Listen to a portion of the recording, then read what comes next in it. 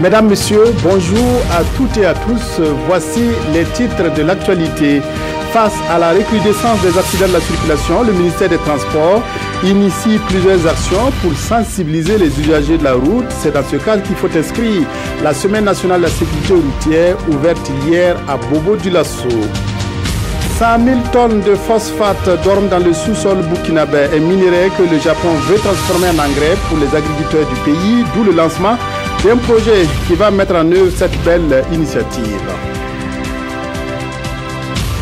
La première édition de la Semaine nationale de la sécurité routière a débuté hier à Bobo-Dioulasso dans le Houé, organisé par le ministère des Transports, de la mobilité urbaine et de la sécurité routière.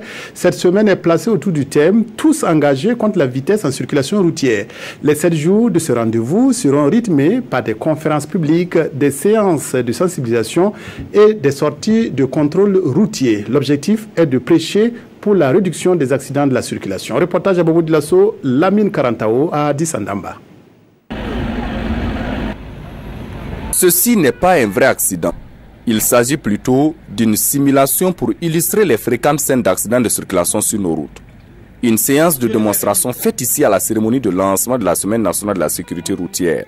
Cette semaine, c'est pour un appel à tous les citoyens de nos cités, de nos villes et aussi de nos campagnes pour beaucoup plus de prudence, beaucoup plus de respect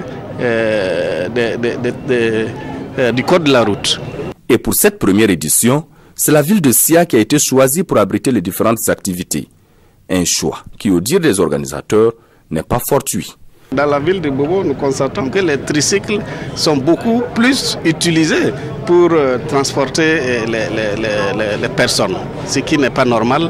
Et vous savez aussi que les taxis à gaz butane, l'installation de ce dispositif tire son origine de la ville de Bobo. Donc de ce fait-là, pour la sensibilisation, le ministère va certainement s'appuyer sur les collectivités territoriales et il y a donc cette collaboration-là qui commence à Bobo ici et qui va concerner donc l'ensemble des grandes agglomérations du Burkina Faso. À cette cérémonie, l'assistance a eu droit à un rappel historique des accidents les plus mortels qu'a connu notre pays.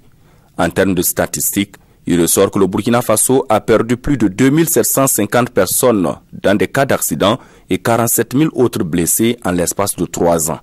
Et actualité oblige, les organisateurs se sont rendus au chevet des blessés de l'accident de circulation des commerçants de Bobo-Dioulasso en provenance de Bamako au Mali.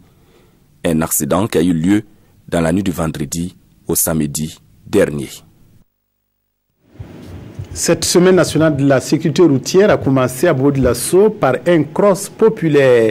Des centaines de participants ont montré à travers des foulées leur adhésion à cette manifestation. Reportage Manikaïen, Bernard Bayala.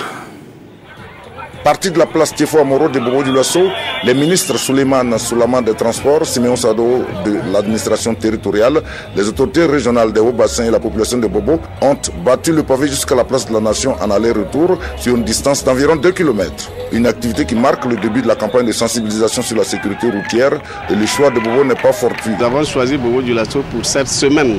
La sécurité routière, c'est pour passer un certain nombre de messages. Donc nous avons essentiellement, durant toute la semaine, 3 grandes activités. Donc il y a d'une part des activités de sensibilisation, d'autre part, en deuxième position, les activités de contrôle. Nous avons pris un certain nombre de décrets depuis un certain temps. Nous voulons aussi que les populations de Bobo-Dioulasso puissent savoir qu'on n'a pas pris ces décrets-là juste pour la forme. Nous allons l'appliquer, mais il faut passer d'abord par la sensibilisation. Ensuite, la 3e activité, c'est la mobilité urbaine. La population est au cœur de cette sensibilisation. La population, c'est eux qui utilisent les voies. Toutes nos routes sont permanemment des routes qui sont où tout le monde est exposé. Et donc, nous appelons la population à respecter le code de la route. Ça va sauver beaucoup de vies. Cette campagne de sensibilisation sur la sécurité routière va s'étaler sur une semaine dans la ville de Bobo-Dioulasso. On ouvre les plats. L'agence japonaise de coopération internationale, JICA, en partenariat avec l'État burkinabé, va valoriser les 100 millions de tonnes de phosphate dont dispose le pays. Un projet qui vise à produire de l'engrais minéral à base de phosphate et dont la fabrication est assurée par le Japon a été lancé hier à Ouagadougou. Les premiers tests auront lieu au Burkina, dans les régions du centre-est et des Hauts-Bassins. Précision, Yacouba Gamene, Ismaël Duloma, Sirima. L'idée qui réunit ces enseignants-chercheurs et décideurs politiques est celle de la fabrication d'engrais minéraux à base de phosphate. L'initiative est du ministère en charge de l'agriculture qui compte s'appuyer sur ce type d'engrais pour fertiliser les sols burkinabés.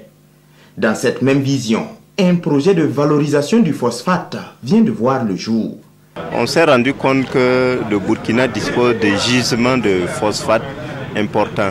Il y a plus de 100 millions de tonnes. Maintenant, il faut trouver des approches novatrices pour solubiliser le phosphate naturel pour qu'il soit disponible, le phosphore soit disponible pour les plantes.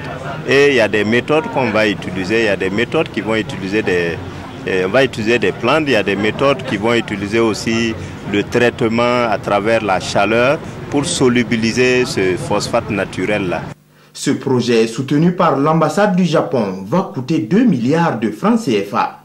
L'engrais sera fabriqué au Japon et sera testé dans les régions du centre-est et des Hauts-Bassins, avant sa vulgarisation dans tout le pays. Ce projet va appuyer pour le domaine de l'augmentation de productivité.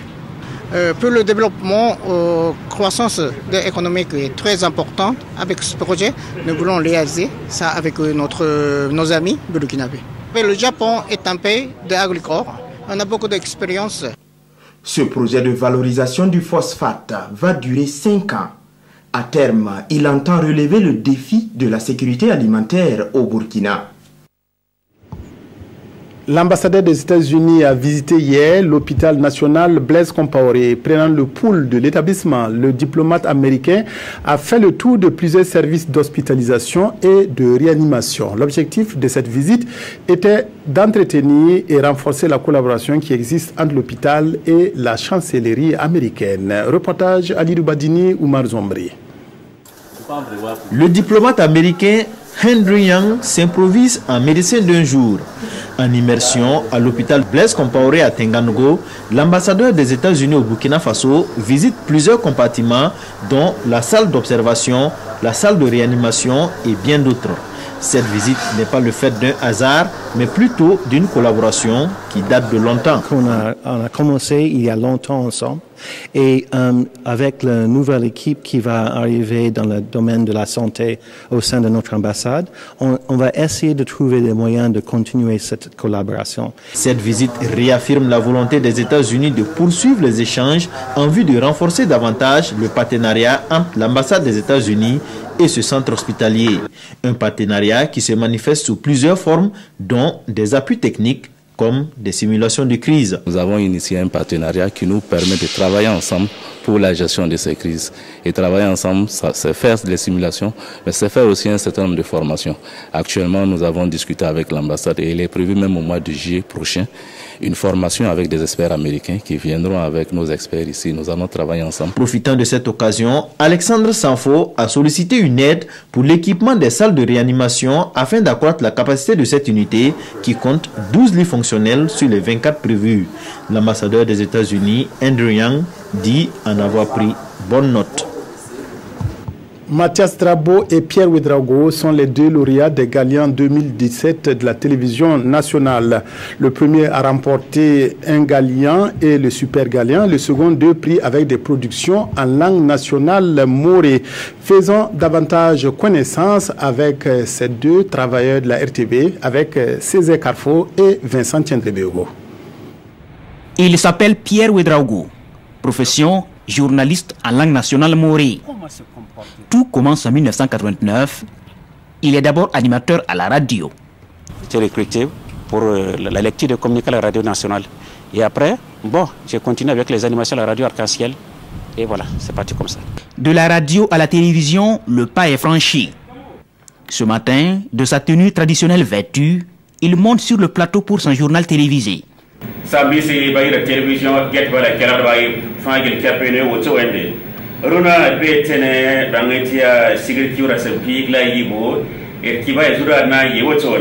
Les paysans ont besoin de l'information aussi. Tout ce qui se passe, il faut voir. C'est en français, mais avec les langues. Bon, on ne peut pas tout faire, mais quand même, le fait qu'on synthétise en 25 minutes, bon, chacun essaie d'avoir sa part. Voilà. Et sans mentir, je fais ça avec fierté. Le Moré, Pierre Ouedraogo le manie avec une certaine aisance dans ses productions journalistiques. Son magazine sur les maladies diarrhéiques lui a valu un prix spécial et un prix officiel à la dernière nuit des Galiens. Vraiment, sans mentir, une fierté quand j'ai reçu le prix. Parce qu'à un moment de ta carrière, on te décerne un prix, un Galien, et surtout la 20e édition, de quoi être content. Et donc ça, vraiment, je suis heureux d'avoir reçu ce prix-là. Lui, c'est Mathias Drabo, technicien supérieur de cinéma et de l'audiovisuel. Entre lui et la caméra, il y a plus qu'un amour. J'adore la caméra. La caméra est tout pour moi. Pour ne pas dire que c'est ma première fois. Parce que c'est grâce à la caméra que j'ai connu ma femme. Tout ce que je mets comme activité, c'est autour de la caméra. J'ai commencé à manier la caméra en 1998. Mais bon, je peux dire que honnêtement, c'est en 1998 que je suis venu à la télé. Mais je n'avais aucune notion. Donc c'est grâce aux aînés comme Oumarou Zungrana, Arthur Ouedraogo, qu'on a pris les béabas. Toujours caché derrière sa caméra qu'il aime tant, il a été trahi par la qualité de son travail, une qualité qu'il a placée sous les feux des projecteurs à la 20e nuit des Galiens. Ce prix, franchement, ça me magnifie. Ouais, ça me magnifie. Bon, grâce à ce prix, bon, jusqu'à présent, je rêve, quoi. Dans les couloirs de la télévision, nos deux lauréats, Samo et Mouanga, trophée en main, se défient de rester toujours fidèles, l'un à sa caméra et l'autre aux millions de téléspectateurs morophones. Nous ajoutons de la terre à la terre. Félicitations aux deux lauréats de la RTB. Le film documentaire qui a valu à Mathias Drabo le Super Galien 2017 sera diffusé ce soir sur la RTB après le journal de 22h30.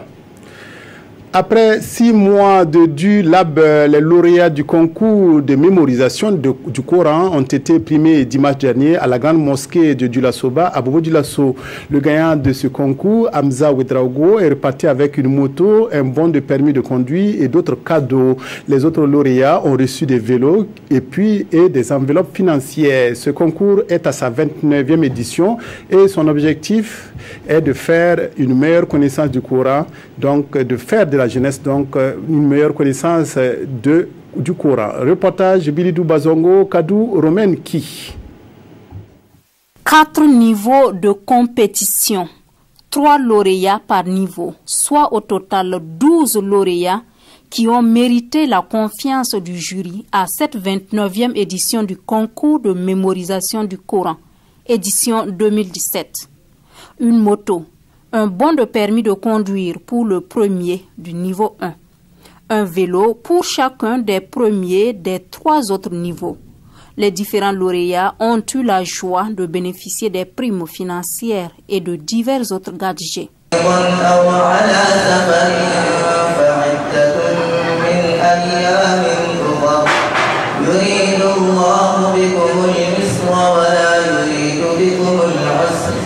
Nous visons 3 objectifs. Premier objectif, donc, valoriser le Coran, c'est-à-dire valoriser donc, la parole de Dieu. Deuxième objectif, va amener les jeunes à exceller dans la lecture du Coran. Le 3e objectif, c'est l'unité d'action des musulmans. Satisfait aussi pour le parrain de la cérémonie qui invite ses filleuls à faire du Coran leur compagnon de tous les jours. Pour un jeune qui a lu et qui a mémorisé le Coran, il faut pouvoir continuer.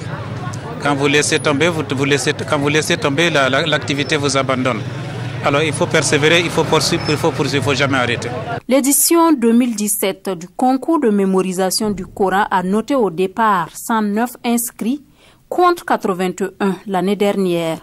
44 candidats seront présélectionnés et seulement 12 sacrés lauréats. Le grand imam de la mosquée de Djoula Soba a invité les candidats malheureux à redoubler d'efforts pour la prochaine édition.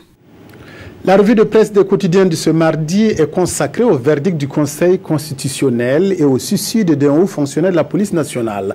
Voyons tout d'abord ce verdict du Conseil constitutionnel qui satisfait à la fois la défense et l'accusation.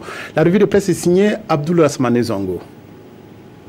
La Sonabel Ziaré, rapporte le quotidien, n'a pas bonne presse en ce moment.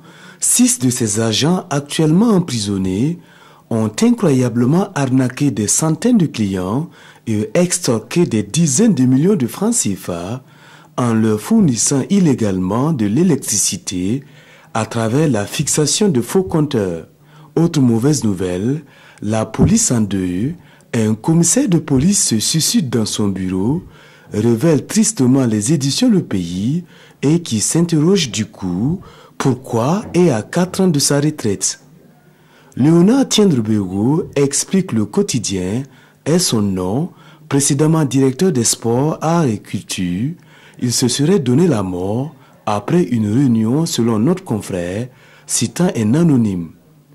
Âgé d'une 50aine d'années, ajoute aujourd'hui au Faso et père de 3 enfants, il s'est donné la mort avec un pistolet 9 mm dont la balle a transpercé le corps. Autre chose à présent, recours en inconstitutionnalité sur la Haute Cour de justice dans le procès du dernier gouvernement Luc Adolphe Thiaw et compagnie. Le Conseil constitutionnel divise la poire en deux, affiche aujourd'hui au Faso et donne raison en partie aux accusés, titre Le Pays. Pour l'Observateur, les sages ont tranché et tout le monde crie victoire. Sauf pour le commun des mortels qui perd son latin, conclut l'Express du Faso, dans ce verdict qui satisfait à la fois tous les protagonistes, défense comme accusés. Fin de cette édition, merci de votre aimable attention à la RTB et excellent après-midi à toutes et à tous.